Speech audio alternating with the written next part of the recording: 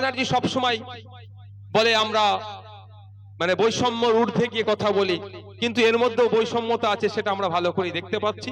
তাক ওই বিষয়ে আমি তর্ক বিতর্কে যাচ্ছি না। মা আপনার হাতে 500,000 দিচ্ছে, আপনার ছেলে বাচ্চাটা এখানে এসে যে কি শিক্ষা অর্জন করছে আপনার একবারের জন্য দেখেছেন? আজকে কি বার? রবিবার, সোমবার, কালকে স্কুল খোলা থাকবে, কোনো তো স্পেশাল ছুটি নাই। তো আগামী কাল যদি আমি ভুল কথা বলি, এসে এখানে হাতে নাতে প্রমাণ করে যাবেন। এই শিক্ষা প্রতিষ্ঠানে যদি 300 বাচ্চা থাকে, 3টে দেখবেন টিচার আছে। যদি আমি ভুল বলি, হাতে নাতে প্রমাণ করে যাবেন। সর্বোচ্চ 5টা টিচার পাবেন এখানে, 300-400 বাচ্চা আছে। যেই তালা খুলছে, সেই ঘন্টা বাজাচ্ছে, সেই মিড ডে মিলের রোল কল করছে, সেই পড়াচ্ছে। কি পড়ানো হবে ভাই? ফলে কি হচ্ছে? আপনার হাতে তো 500,000 দিয়ে দিচ্ছে, আপনার ছেলের ভবিষ্যৎটা এখান থেকে ধ্বংস হয়ে যাচ্ছে। এই করতে করতে টিচার থাকবে না, এরপরে আপনারা শিক্ষক নিয়োগ তারা করছে না।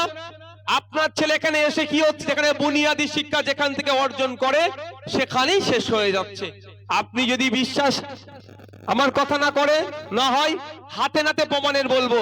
আজকে বাড়ি যাবেন, ক্লাস 4 এর বাচ্চা আপনার বাড়িতে যদি থাকে, ক্লাস 5 এর বাচ্চা থাকে, ক্লাস 6 এর বাচ্চা আছে, ক্লাস 4 এর বাচ্চাকে বলবেন বাবু ক্লাস 4 ইংলিশে বানান করতে, দেখে নেবেন প্রমাণ। ক্লাস 6 এর 5 এর বাচ্চাকে বলবেন অঙ্কর বইটা খুলে দিয়ে বলবেন, গণিতের বইটা, বাবু এই অঙ্কটা করে দেখাতো। দেখে নেবেন আপনারা যে নওশাদ ভাই ভুল বলছে কি ঠিক বলছে। দেখবেন ক্লাস 4 এর বাচ্চাটা ইংলিশে 4 বানান করতে পারবে না, 5-6 এর বাচ্চাটা অঙ্কটাও করতে পারবে না। এটা কি করে রেখেছে জানেন? এটা শুধু লঙ্গরখানাই বানিয়ে দিয়েছে। আপনার আমার বাড়ির ছেলেরা এখানে আসবে, একটু কিছু খেতে পাচ্ছে, শিক্ষা ব্যবস্থাকে ধ্বংস করে দিচ্ছে। আর নেতাদের ছেলেরা বেসরকারি শিক্ষা প্রতিষ্ঠানে দিয়ে নেতার ছেলে নেতা হবে, আর আপনার আমার ছেলেকে লাঠিয়াল বানানোর জন্য শুরু থেকেই মূর্খ করে রেখে দিয়েছে। তাই মায়েদের বলবো, 500,000-এর থেকে আওয়াজ তুলুন। 500,000 পরে হবে সমস্ত শিক্ষা প্রতিষ্ঠানে পর্যাপ্ত পরিমাণে রেশিও মেনটেন করে ছাত্রের অনুপাতে শিক্ষক নিয়োগ করতে হবে। এই আওয়াজ আমাদের প্রত্যেককে তুলতে হবে। অন্যথায় আপনার আমার অর্থের অভাবের ফলে আমরা সরকারি শিক্ষা প্রতিষ্ঠানে আপনার আমার বাড়ির বাচ্চাদেরকে পাঠাচ্ছি, এখানে শিক্ষা অর্জন তো দূরের কথা, এখান থেকে তার ভবিষ্যৎকে ধ্বংস করতে এখানে পাঠাচ্ছি। এরা কিন্তু বড় হলে আপনাকে আমাকে কিন্তু ক্ষমা করবে না। এখন থেকে আওয়াজ তুলতে হবে।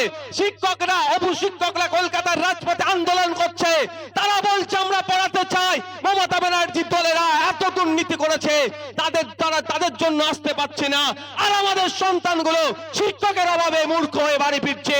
এটা হতে দেওয়া যাবে না।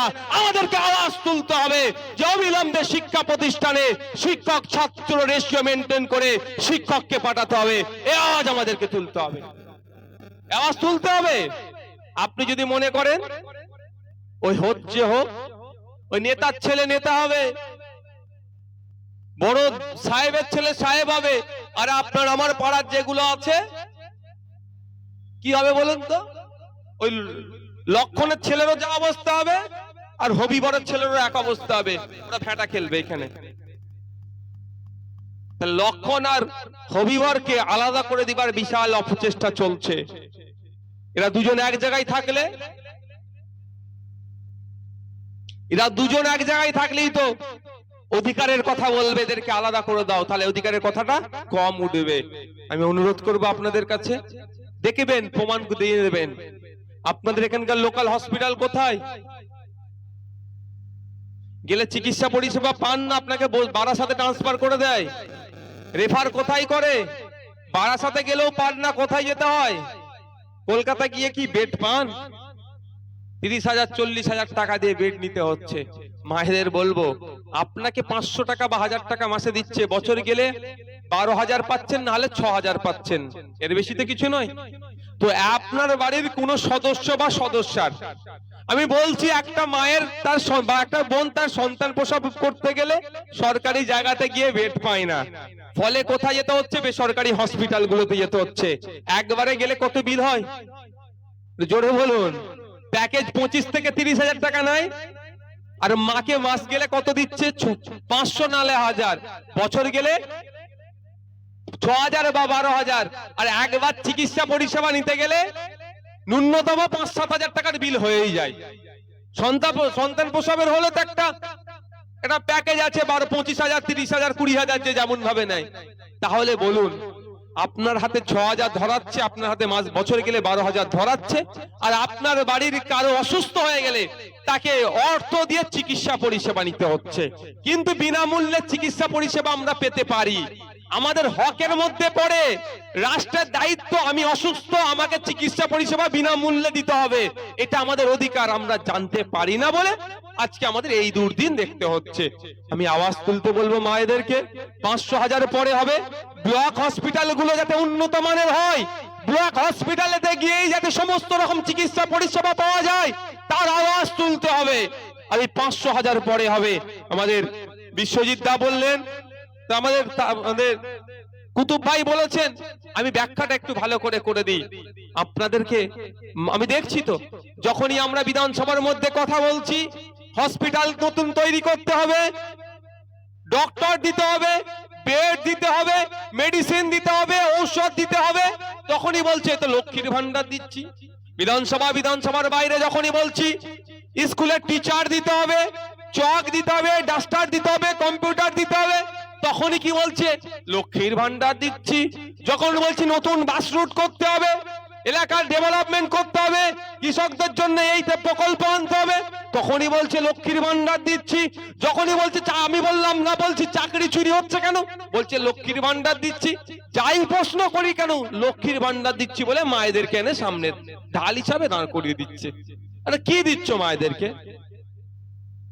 আমাদের বক্তব্য 500,000 নয়, মায়েদের হাতে কাজ দিতে হবে।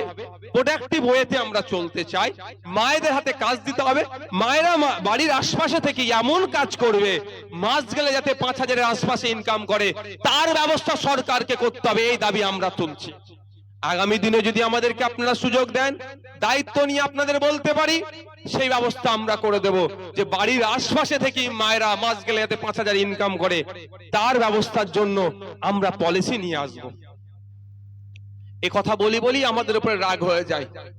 আমরা যখন বলি, এ তো আমাদের যেখানে এই রাস্তার উপরে মন্দির আছে, তো খোঁজ নিলে দেখা যাবে মন্দিরের হিন্দু সমাজের পূর্বপুরুষেরা মন্দিরের জন্য, ধর্মের জন্য সম্পত্তি উৎসর্গ করে গিয়েছিল।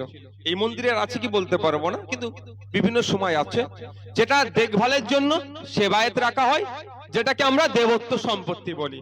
ঠিক একই ভাবে মুসলিম সমাজের পূর্বপুরুষেরা মসজিদ, মাদ্রাসা, ধর্মের জন্য সম্পত্তি উৎসর্গ করে গিয়েছিল, যেটাকে আমরা ওয়াকাফ প্রপার্টি বলি, যার দেখভালের জন্য মোতোয়াল্লি থাকে।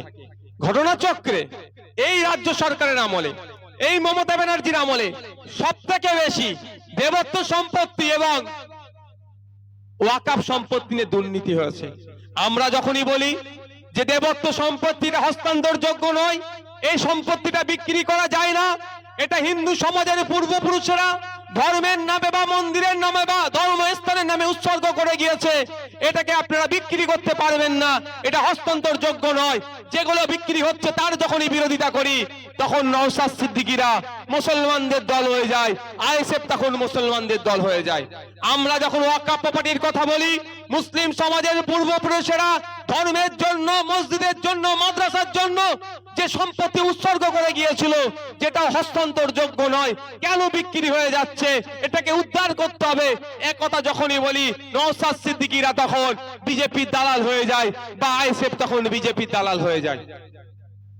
আমি যখন দেবত্ব সম্পত্তি যখন উদ্ধারের কথা বললে মুসলমানদের দল, আর ওয়াকাফ সম্পত্তি উদ্ধারের কথা বললে বিজেপির দালাল, যাব কোথায়?